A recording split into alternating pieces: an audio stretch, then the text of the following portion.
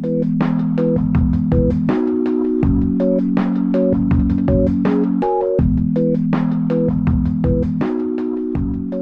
commons is a different way of making things that we need outside of the government and outside of the state.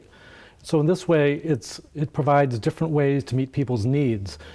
You can see the commons in such varied things as open source software communities and Wikipedia, to indigenous peoples' cultures, to urban commons where people are managing their own things.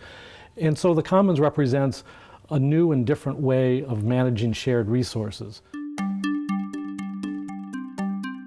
A commons is created whenever a community gets together and decides it wants to manage a shared resource for its mutual benefit, with making its own rules and system for managing it. So it's a different form of governance and production.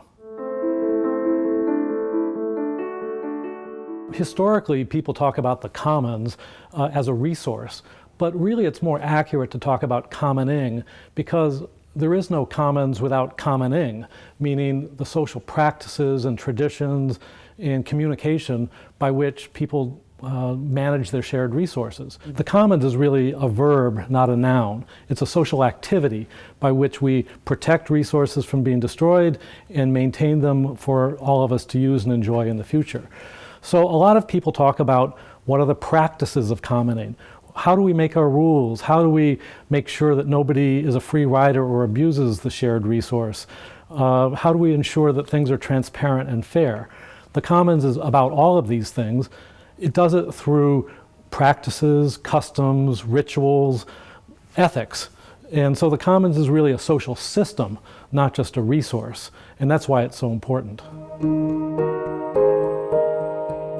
There are countless examples of commoning around the world.